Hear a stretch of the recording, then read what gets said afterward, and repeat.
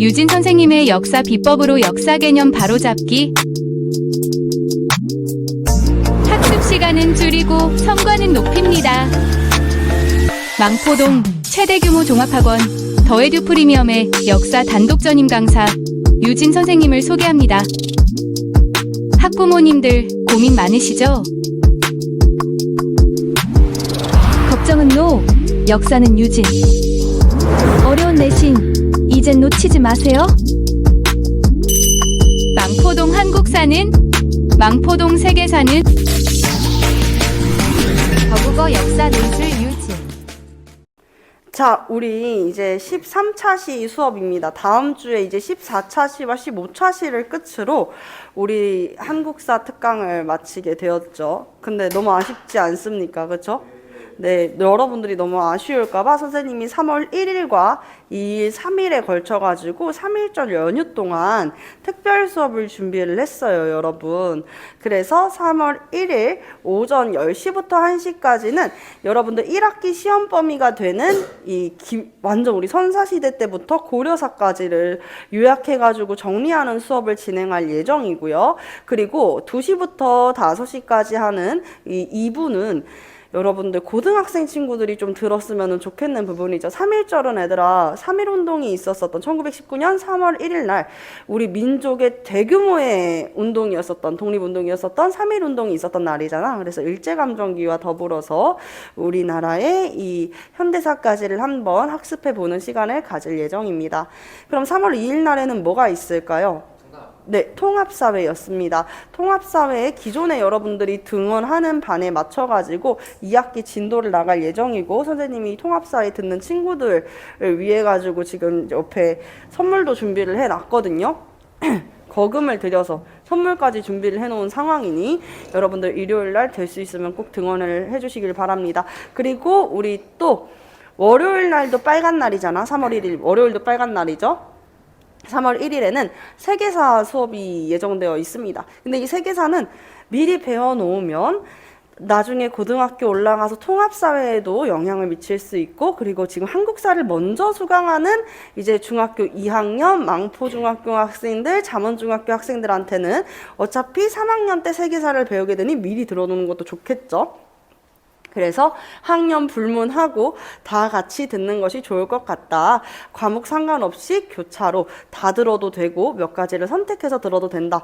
이렇게 특별 수업 진행할 예정이니 여러분들의 많은 관심 부탁드립니다. 민구는 어떤 수업 들을 거예요?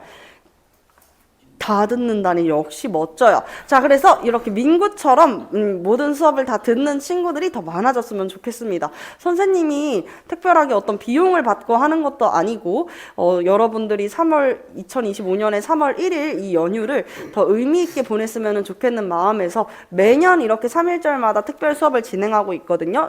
겨울방학 특강을 들은 친구들을 대상으로 여러분들이 꼭 이번 3.1절을 의미 있게 다시 되새길 수 있는 시간이 되었으면 좋겠습니다. 자, 그리고 선생님이 여러분들한테 프린트를 한 부씩 나눠드렸어요. 보이시나요? 네, 요게 이제 다음 주까지의 숙제가 되겠습니다. 여기에 있는 내용이 다 숙제라고 얘기하니까 다들 기분이 너무 안 좋아 보이는데, 얘들아. 그럴 필요가 없는 게 진짜 100문제 정도밖에 안 되고요. 여기에 답지도 같이 있다 보니까 많게 느껴지는 거지 전혀 많지 않습니다. 아시겠죠? 갑신정변까지 1884년에 갑신정변까지 들어가 있으니까요. 요 부분 오늘 우리가 같이 한번 학습을 해보도록 하겠습니다. 아시겠죠? 대답! 네, 여러분들의 아주 기운찬 대답 덕분에 선생님이 오늘 수업도 힘차게 시작할 수 있을 것 같습니다. 네, 이악 물고 끝까지 대답하지 않는 민구 아시겠죠? 네, 좋습니다. 자, 그러면 우리 지난 시간에 배웠었던 것은 영조정조의 개혁정치 이후에 이렇게 정조가 펼쳤었던 개혁정치는 뭐였어? 왕권 강화가 있었잖아, 얘들아. 이렇게 강력한 왕권 강화로 붕당, 그러니까 특정 세력들, 특히 노론들의 세력을 꾹꾹 눌렀었는데 이게 결국에는 이제 정조 사후에는 터져 나오게 되는 거지, 그치? 그러면서 특정한 가문들, 순조 때는 안동 김문, 그리고 헌종 때는 풍양 조문, 다시 철종되는 안동 김문희 세력을 휘어잡게 되면서 특정한 가문이 정계를 주도하고 있는 상황, 어린 임금을 앉히고 이제 임금이 직접적인 정치를 할 수가 없게끔 만든 다음에 임금을 마음대로 조정을 해가지고 그들의 입맛에 맞는 정치를 했었던 시기라고 말씀을 드렸었습니다.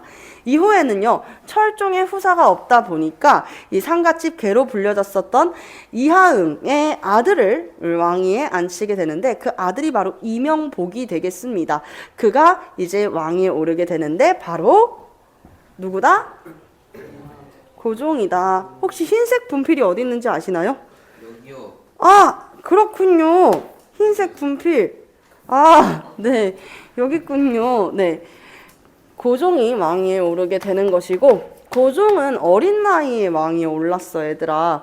성인이 되기 전에 왕위에 오르게 된 것이야.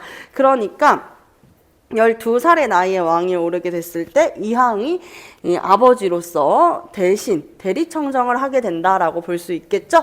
이항은 이제 왕의 아버지를 함부로 이렇게 이름으로 부르면 돼? 안 돼? 안 되잖아. 그래서 우리가 그렇지, 흥선대원군이라고 부르게 되는 것이죠. 흥선대원군. 그리고 이 대원군의 집권기는 1863년에서부터 1873년 약 10년이라는 시간이었습니다. 아시겠죠? 일단 우리는 어디에서부터 시작을 하냐면요. 흥선대원군의 개혁 정책으로부터 시작을 하겠습니다. 선생님, 지난 시간에 수업했을 때 영조정조가 마지막 조선의 개혁 정치 군주라면서요? 맞아요. 근데 왜 또 개혁해요? 영조정조는 개혁 정치 군주, 왕이었지만 흥선대원군은 왕이 아닙니다. 왕의 아버지죠. 그쵸? 그렇기 때문에 개혁 정치, 군주는 아니지만 개혁 정치를 추구했었던 것들 함께 볼 수가 있겠습니다. 당대에 이제 19세기에 우리 조선의 상황 말고 국제 정세도 중요하다 그랬었잖아, 얘들아. 그치? 당시에 우리나라 동북아시아의 상황들은 어땠는지를 이야기를 하면 국외의 상황에서는 중국 보세요. 중국이 청나라였죠. 중국이 개항을 하게 됩니다.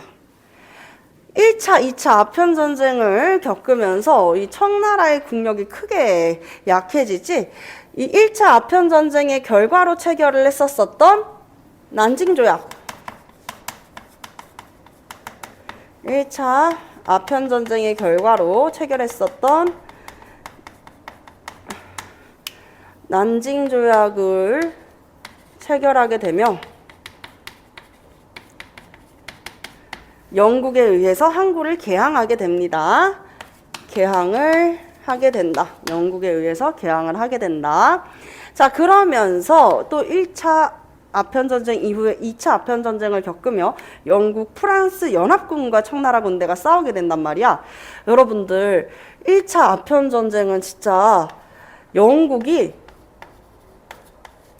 청나라를 가지고 노는 수준이었어. 왜냐면 영국이 아편전쟁으로 처음으로 선보였었던 신식 무기가 네메시스호라고 해가지고 그리스 여신, 이 복수의 여신의 이름을 딴 네메시스호는 철선에다가 증기로 이동하는 증기선이었지.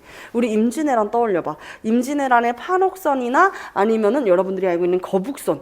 알아서 자동으로 움직이는 거니? 아니지. 어떻게 움직여? 사람들이? 그렇지. 밀어서 움직이는 거잖아. 그치?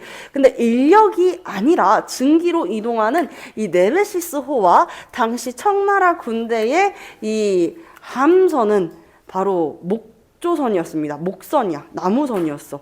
그래서 아편전쟁의 이런 참상을 잘 나타낸 아편전쟁의 그림이 있단 말이야. 그림을 보면은 옆에 엄청나게 긴 네메시스호가 이렇게 청나라 군대의 판옥선을 반으로 딱 나누는 그 장면이 그림으로 그려져 있거든요. 그 정도로 국력의 차이가 굉장히 많이 났습니다. 그렇게 되면서 야, 우리 중국의 체제는 그대로 두고, 그러니까 청나라 왕조는 그대로 두고 서양의 선진적인 무기, 기술들은 좀 수용을 하자라고 하는 운동이 이렇게 퍼지게 됐는데 그 운동의 이름은 양무운동이었습니다. 서양의 무기 기술을 배워오자라고 하는 양무운동. 얀무운동은 서양처럼 머리부터 발끝까지 다 개화하자가 아니라 뭐라고 이야기를 하는 거야?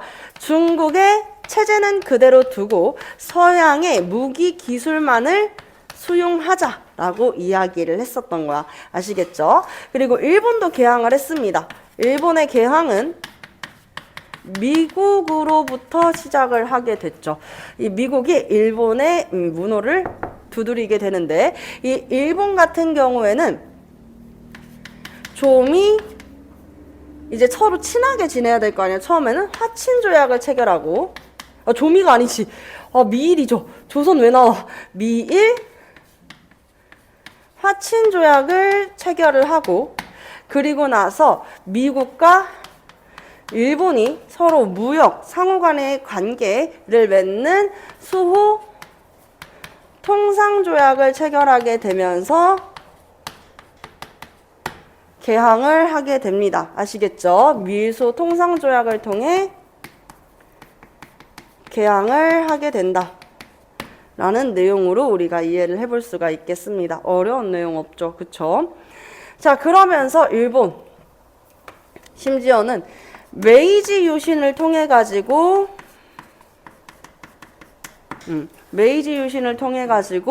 나라에 우리 동아시아 역사상 최초의 입헌군주 국가가 된단 말이야. 그래서 메이지 일왕을 중심으로 국왕을 중심으로 한 입헌군주제도 실시했고, 이를 통해서 원래는 얘들아 막부 체제였었던 일본이 다시 이제 국왕에게 모든 실권이 돌아가게 되고, 그 국왕은 이 국왕의 권력을 중심으로 입헌군주제를 실시했다. 그래서 오늘날까지도 일본은 입헌군주 국가이죠. 그쵸? 일왕이 있습니다. 오늘날까지도. 자, 입헌군주제를 실시해가지고 강력한 이제 나라의 힘을 키울 수 있게 되었습니다. 대표적으로는 자본주의를 추구했고 사람들한테 신교육을 도입하였었고요. 그리고 여러분들 신분제도 이때 굉장히 많이 변해. 원래는 이제 무사 정권이다 보니까 사무라이들이 있었잖아. 그런 신분제도 다시 정비하면서 봉건제를 폐지하게 되었었죠.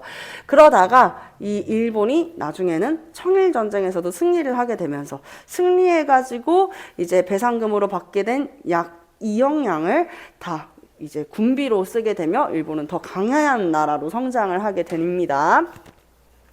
자, 요런 상황이었었다라고 이해를 해볼 수가 있고, 그러면 흥선대원군은 어떻게 이런 맥락과 상황에서 개혁정책을 펼쳤는지 국내의 상황부터 한번 들여다볼게요.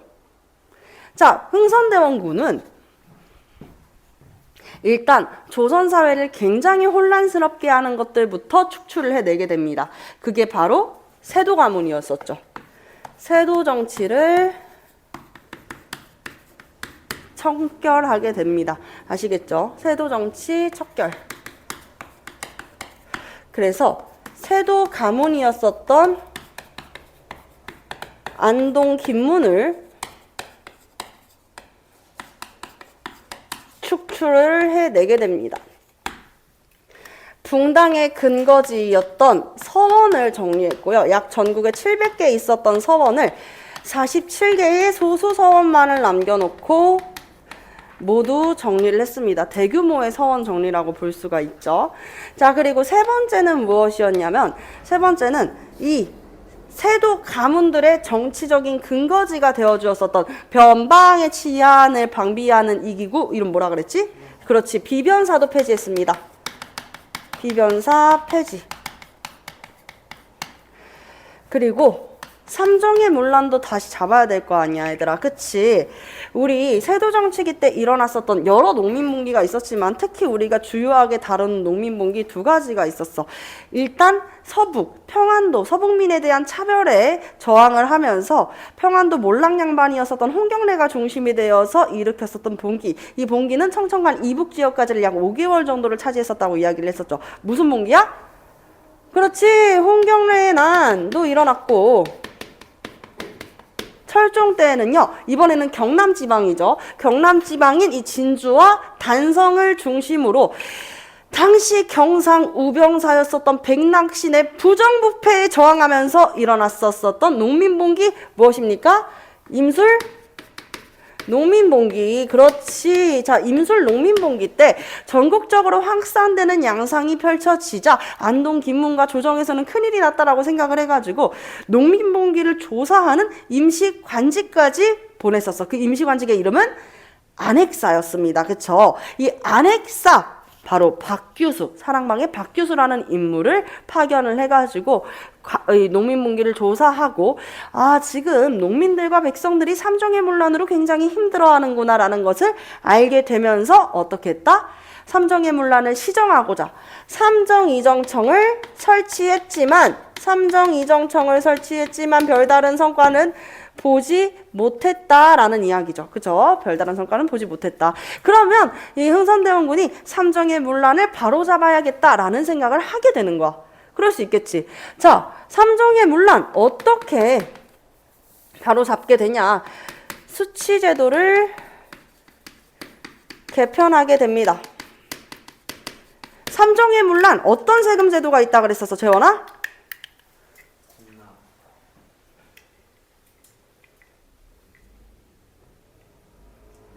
삼정의 문란 어떤 세금 제도들이 있었어? 그치, 환곡. 그리고 환곡을 꼭 내야 되는 세금이 되면서 환정이라고도 불렀다고 했었죠. 또 토지에 대한 세금. 토지는 밭 전자를 써서 전정. 그리고 군포, 군대에 대한 세금, 군역의 의무에 대한 세금은 군정이라고 이야기를 한다고 했었잖아요. 기억이 나시나요? 여러분? 네. 전정은 말 그대로 밭 전자야. 토지에 대한 세금이고, 군정은 군역의 의무지. 군역의 의무를 져야 되는 16세 이상부터 60세까지의 양인 남성들은 군대를 가지 않는 대신에 이제 군포를 한 1년에 2필씩 납부를 했어야 됐었는데, 영조 때 한 필로 줄여주는 무슨 법? 균역법. 그렇지. 균역법을 실시하게 되었었다라는 얘기. 근데 그 균역법조차도 이후에 시간이 지나면서 내가 지금 관직에 올라 있는 이 시간 동안 최대한 사람들의, 이 백성들의 세금을 빼앗아 먹어야 돼 하면서 균역도 문란해지죠. 16세가 되지 않은 어린 아이들한테도 세금을 물린다던가 이미 죽은 사람한테도 세금을 내게 하는 백골징포까지. 근데 백성들이 가장 힘들어했던 건 뭐라는 거야? 환곡이라는 거지. 춘대 추납이라고 해서 고구려의 구국천왕이 실시했었던 진대법, 이것을 계승했었던 고려의 이 흑창, 그리고 성종 때는 을창으로 개편됐었던 춘대추납이라고 하는 제도는 사실 빈민을 구제하기 위한 정책이었어. 지금 당장 농사를 짓지 못하는 사람들, 혹은 올해 이제 농사가 망한 사람들, 여러 이제 빈민들을 구제하기 위해서 봄에 빌려주고 대출해주고, 그리고 가을에 가을추 납부하게 하는, 그런, 가을엔 추수를 하니까 얘들아, 그런 제도를 이야기를 했었는데 이게 문란해진다고. 빌려주지도 않았는데 갚아야 되고, 정말 조금 빌렸는데 이자가 진짜 눈 불어나듯이 불어나는 그런 상황에 자, 사람들은 혀를 내둘렀었지. 백성들은 정말 먹을 게 없어서 나무 껍데기를 이렇게 뜯어가지고 이제 진짜 물에 우려가지고 물풀을 써가지고 그렇게 먹기도 했었다고 이야기를 했잖아. 근데 나무 껍데기를 그대로 먹으면 소화가 돼, 안 돼? 안 되지. 그래서 그 상태로 이제 학문으로 나와가지고 똥꼬 찢어지게 가난하다라는 말도 이렇게 나오게 된 거야, 얘들아. 그 정도로 먹을 게 없을 정도로 힘들었었던 시기인 거지. 이걸 어떻게 개편을 했었냐면, 일단 양전사업, 토지를 조사하는 양전사업으로 개인이 가지고 있는 토지를 꼼꼼하게 조사를 했습니다.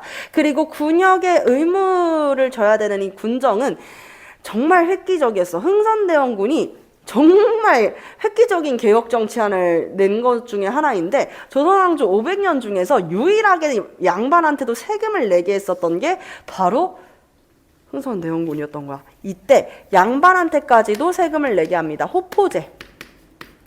호포제. 아시겠죠? 호포제. 가가호호 할 때 그 호가 되겠습니다. 호포제를 실시해가지고 양반들한테도 군포를 내게 했었던 거죠. 이제는 집집마다 군포를 내라 라고 이야기를 했었던 거고, 자 그러면 환국은 어떻게 좀 변화를 주었었냐면요, 원래 환국이라는 건 마을의 관청에서 빌리는 것이잖아. 그러니까 이렇게 쉽게 여러분들이 오늘날의 현대사회로 이해를 한다면은 오늘날의 우리나라에 은행이 단 하나인 거야. 은행이 단 하나 있으면은 그 은행에서만 돈을 빌려주겠지. 금리를 마음대로 부를 수 있겠지. 우리나라에서 지금 딱 정해놓은, 정부에서 정한 금리, 최대 금리가 19% 안팎인 걸로 알고 있거든요. 이게 조금씩 많이 줄어들고 있어. 이전에는 20%대도 넘었었던 걸로 기억을 해요. 근데 만약에 은행이 한 군데야. 그러면 그 은행에서는 그냥 마음대로 부를 수 있을 거 아니야. 어차피 여기 아니면 못 빌리니까. 40%, 50% 말도 안 되는 금리 이자를 친다고 생각해봐.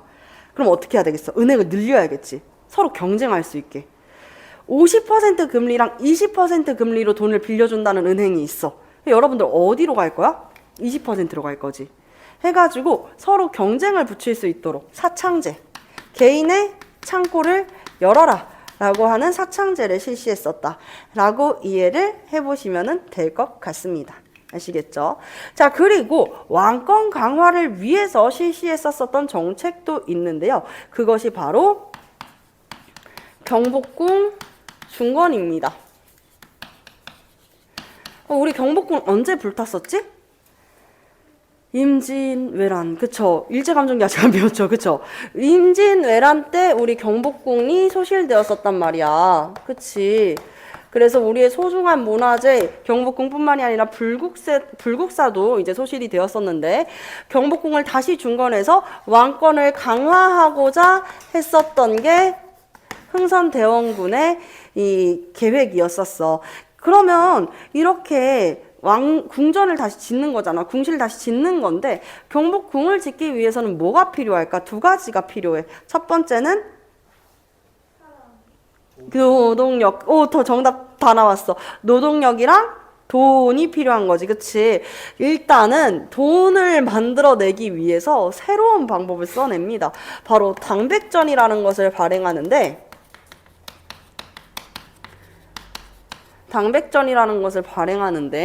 당백전은 이 상평통보 있죠?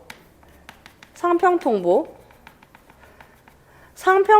하나당 이 당백전은 하나당 상평통보 100배의 가치가 있다라는 의미인 거야.